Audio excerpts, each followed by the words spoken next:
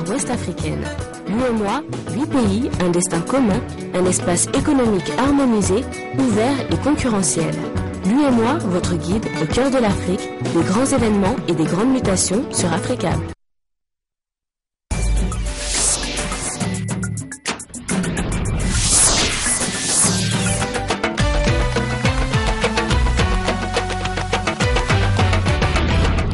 Mesdames et messieurs, bonsoir. Vous faites bien de nous prendre en marche sur Africable Télévision en titre de ce journal.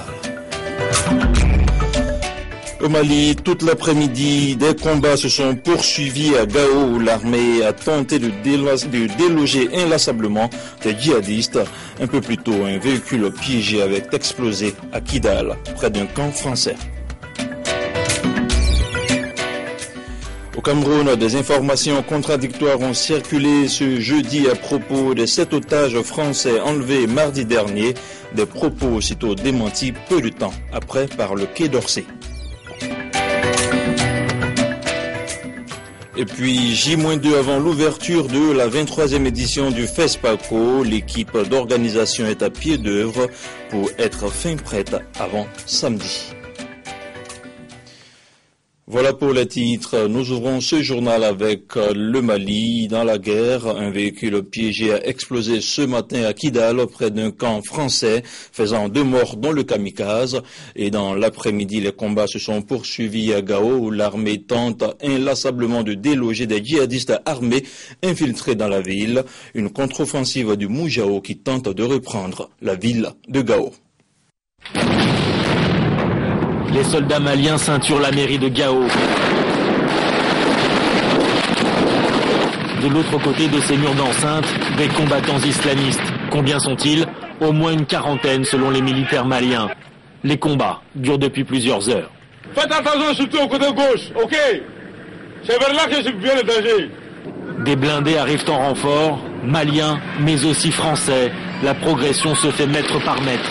Les insurgés pourraient appartenir au Moujao, selon un communiqué envoyé par ce mouvement islamiste. Ils auraient pénétré dans la ville de Gao il y a une douzaine d'heures. Pour le moins sensibles à être au niveau de la mairie. Okay. On est en train d'essayer de boucler la zone et essayer de voir de quoi il s'agit exactement. Gao, la porte d'entrée vers le Nord Mali, avait déjà été il y a 10 jours le théâtre d'attaques suicides. Cette fois-ci, la guérilla arrive en ville. Deuxième phase de la tactique de harcèlement contre les forces françaises et africaines qu'avaient promis les combattants djihadistes. La guerre contre les djihadistes et son corollaire nous conduisent tout droit au Cameroun. L'incertitude plane toujours autour du sort des 7 otages français enlevés mardi dans le nord du pays. Le ministère français des Affaires étrangères a démenti la libération de ces Français. Un démenti officiel et formel. Le Quai d'Orsay évoque même une information infondée. Depuis ce matin, une information non recoupée circule sur la libération de nos otages français au Nigeria. Après vérification de nos ambassades, cette information apparaît sans fondement. Les gouvernements des pays concernés, principalement le Nigeria et le Cameroun, ont également démenti. Dès le début de la matinée, dès que la rumeur a commencé à circuler, le Quai d'Orsay, à travers le centre de crise, a bien évidemment informé au premier chef les familles de ce que cette information n'était pas recoupée et qu'il fallait la prendre avec la plus grande prudence. Certains médias ont fait état de rumeurs contradictoires. Je crois que ce qui vient de se passer doit nous inciter, dans le respect des familles au premier chef, à la plus grande vigilance quand il s'agit de diffuser des informations relatives au sort de nos compatriotes à l'étranger.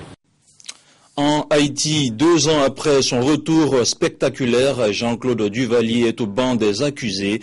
L'ancien président est convoqué par la justice. Il doit entendre les faits qui lui sont reprochés.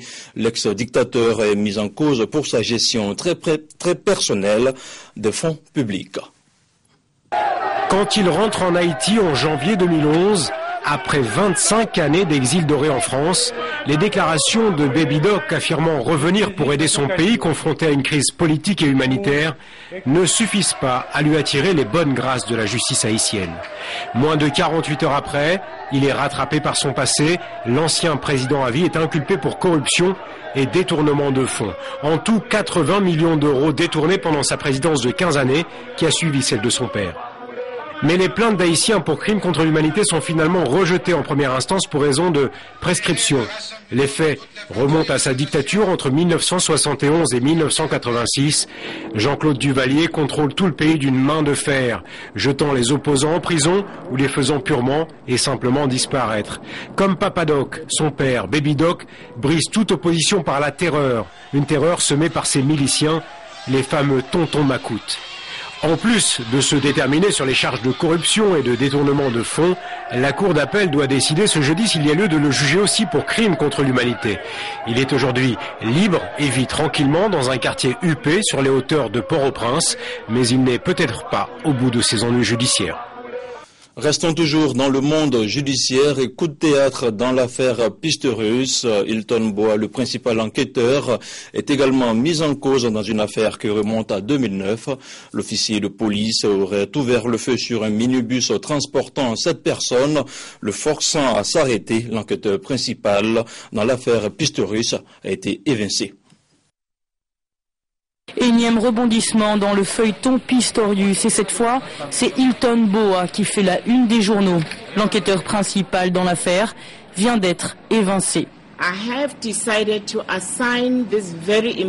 J'ai décidé de remettre cet important dossier, cette enquête très importante, sous la supervision et la direction du lieutenant-général Vinesh Munu.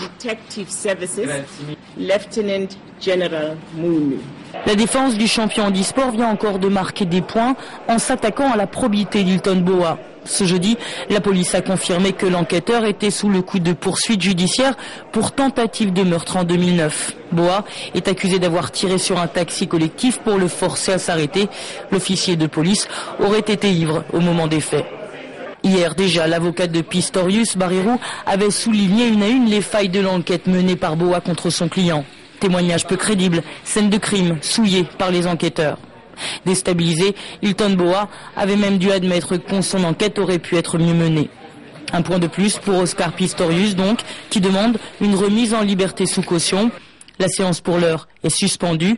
Le juge devrait rendre sa décision ce vendredi. À présent, la suite de l'actualité en brève, c'est une compilation signée Aminata Mariko. Au Burundi, condamné en première instance à la prison à perpétuité pour terrorisme, Hassan Rouvakou a vu sa peine ramenée à 3 ans de prison récemment. Et tous ses soutiens espéraient qu'il pourrait sortir de prison à la faveur d'une libération conditionnelle. Mais mardi 19 février, la justice burundaise lui a administré une douche froide. Le ministère burundais de la Justice a mis fin à tout espoir de voir le journaliste libéré rapidement, juste après qu'une manifestation de soutien aux journalistes demandant sa libération a été durement réprimée dans la capitale Bujumbura. En RD Congo, le futur accord cadre pour la pacification de l'Est critiqué. Ce dimanche 24 février, 11 pays africains signeront à Addis Abeba un accord cadre pour la pacification de l'Est congolais. Ban Ki-moon a prévu de faire lui-même le déplacement. Pas encore signé, cet accord est déjà critiqué dans la classe politique quinoise. Du côté des Nations Unies, qui sont le principal maître d'œuvre de ce projet d'accord, on appelle à la patience. Au Togo, la loi sur la presse adoptée mardi par l'Assemblée nationale provoque un véritable tollé dans la profession, mais aussi parmi les défenseurs de la liberté d'expression. Cette loi votée en l'absence des journalistes des médias privés étend les pouvoirs de la haute autorité de l'audiovisuel et de la communication HAAC, qui peut désormais suspendre provisoirement ou définitivement un média sans saisir au préalable la justice. C'est un recul de la presse et une décision anticonstitutionnelle, explique Ferdinand Haïté, coordinateur de l'ONG togolais SOS Journalistes en danger. En Afrique centrale, au Gabon, ouverture à Libreville de la session annuelle de la Commission nationale de la carte professionnelle de la presse. Les professionnels du secteur à la crédibilité entamée du fait d'actes d'imposteurs s'invitent dorénavant à procéder au filtre jusqu'au 28 février prochain. Les détails avec Ismaël Bianzé, Thierry Mensa. Les professionnels de la communication du Gabon bénéficient de 8 jours francs à partir de la date d'installation du nouveau bureau de la Commission nationale de la carte professionnelle chargé de faire le ménage du secteur. En prévision de l'adoption du nouveau code de la communication, l'heure est au tri et à la rigueur pour un objectif on ne peut plus clair, mettre fin à l'anarchie observée dans la pratique locale de ces métiers pourtant dits nobles. Chacun de nous sait que la compétitivité devient le maître mot du secteur média et l'heure n'est plus au bricolage. C'est pourquoi j'invite les commissaires, membres de la Commission nationale de la carte de presse professionnelle, à appliquer la même rigueur dans l'examen des dossiers qui leur seront soumis. Plus rien ne sera comme avant, s'entend-on dire au sommet du ministère de tutelle. Les réformes sont annoncées pour décourager les imposteurs. Le chantier initié passe nécessairement par l'identification des professionnels de la communication. Pour le législateur gabonais, la carte professionnelle de presse constitue un instrument d'affirmation de la liberté de la presse et l'indépendance des professionnels des médias. Elle implique la maîtrise d'un métier, la reconnaissance des responsabilités qui en découlent. Les journalistes gabonais ont reconnu ces responsabilités dans la charte signée en 1996 et qu'ils viennent de réaliser. Après Libreville, les commissaires entreprendront une mission de reconnaissance des leurs dans l'arrière-pays où naissent ces dernières années les radios et télévisions communautaires. Toujours au Gabon, plus d'une centaine d'agents de la Direction générale de la statistique et de consultants externes sont à l'école de la cartographie censitaire, une formation qui prépare au nouveau découpage en petites zones du territoire gabonais. Nous retrouvons toujours Ismaël Bianzé et Thierry Mensa. C'est un cycle qui s'ouvre tous les 10 ans au Gabon. Cette opération de cartographie est organisée pour assurer une préparation rationnelle de la collecte qui est la phase de dénombrement de la population. L'enjeu d'une telle initiative est de produire les résultats devant permettre d'évaluer l'impact des politiques publiques sur le bien-être de la population gabonaise. Le travail se veut sérieux, mais non sans quelques difficultés à la formation des agents recenseurs. Nous avons des statisticiens, des démographes qui sont beaucoup plus outillés à la chose. Nous avons aussi ceux qui n'ont jamais fait une telle opération. Nous rencontrons certaines difficultés dans la compréhension des concepts. D'abord, les concepts qui leur sont définis et dans l'applicabilité de la réalisation de ces concepts-là sur le terrain. Bon à savoir, cette opération intervient en prélude aux activités liées à la cartographie censitaire. Les agents de terrain apprendront entre autres la mise à jour de nouveaux secteurs de dénombrement, le dénombrement des ménages et l'estimation de la population résidente. À 2 jours de la formation, le B.A.B.A., les notions préliminaires sont suffisamment appréhendées. Il est bien entendu qu'il y a des thématiques nouvelles qui se sont ajoutées par rapport au principe du logement. Mais l'essentiel primordial est quand même que les participants s'en sortent. La cartographie censitaire permettra, selon les experts de la Direction nationale du recensement, de procéder à un nouveau découpage du territoire national en petites zones. Retour en Afrique de l'Ouest et lancement officiel du projet éducation et renforcement communautaire au Niger.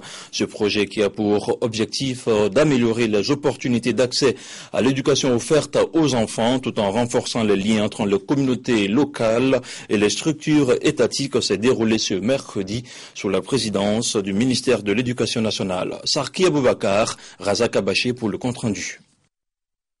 C'est une métamorphose notable que vient d'amorcer le secteur éducatif nigérien à travers le lancement officiel du projet Éducation et renforcement communautaire.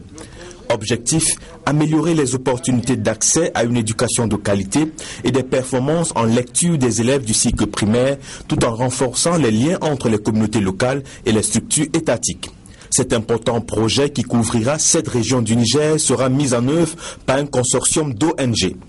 Que son plan Niger, aide et action, est volontaire pour l'intégration éducative VIE. Ce consortium, qui a déjà assuré avec succès et efficacité la mise en œuvre du projet Imagine, collaborera étroitement avec le ministère de l'Éducation nationale, de l'alphabétisation, ainsi que tous ses démembrements sur le terrain. Le dispositif mis en place par le projet vise à garantir une pérennité de l'intervention. Fruit d'un accord entre les gouvernements des États-Unis et du Niger, ce projet d'un montant de 3,650 milliards de francs CFA est entièrement financé par les États-Unis. La décision prise en décembre de déclarer le Niger éligible pour un compact avec le MCC démontre la conviction du gouvernement américain que le Niger est un bon partenaire, prêt à relever le défi d'un partenariat qui vise à la réduction de pauvreté à travers un programme de croissance économique. C'est au total 150 écoles qui sont concernées. À terme, ce projet devra contribuer à l'amélioration de la qualité des enseignements, apprentissages et de la formation au Niger. J'invite tous les acteurs et les partenaires de ce projet à une grande mobilisation pour la réussite de cet important projet sur lequel mon département ministériel fonde beaucoup d'espoir. C'est d'ailleurs dans cette perspective que la présente cérémonie se fixe comme objectif principal d'amener tous les acteurs du projet à s'imprégner de son contenu, de ses objectifs, de sa stratégie, afin de renforcer l'adhésion des populations bénéficiaires aux idéaux et à la philosophie du projet.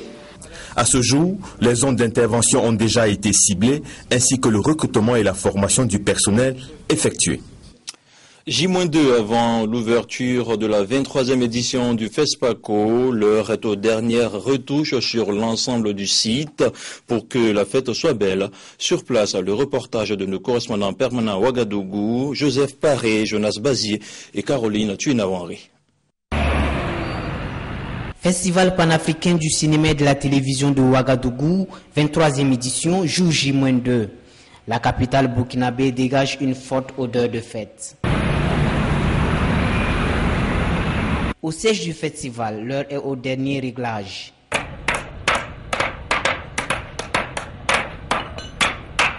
Mais tiens, dans cette petite salle, ces messieurs semblent déjà dans le FESPACO. Dérangés par notre caméra, ils finiront par s'expliquer. Bon, nous sommes chargés ici de vérifier les films, les copies de projection qui vont passer dans les différentes salles courant le festival. On vérifie la qualité de l'image, le son, la musique d'accompagnement, le montage du film. Quittons cette salle et prenons un peu d'air ici. Ce petit groupe a choisi, lui, le hall du bâtiment administratif du festival pour travailler.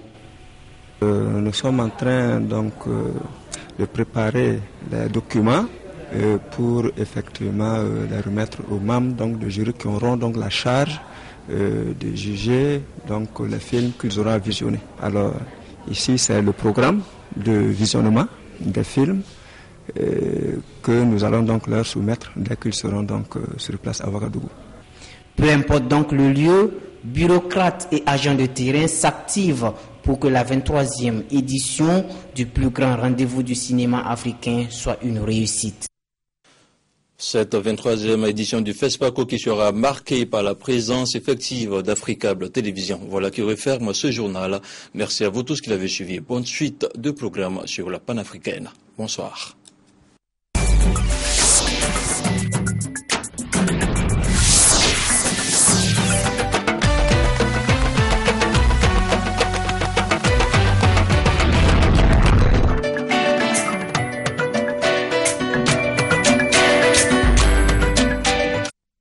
L'UEMOA, l'Union économique et monétaire ouest-africaine. L'UEMOA, 8 pays, un destin commun, un espace économique harmonisé, ouvert et concurrentiel. L'UEMOA, votre guide au cœur de l'Afrique, des grands événements et des grandes mutations sur Africa.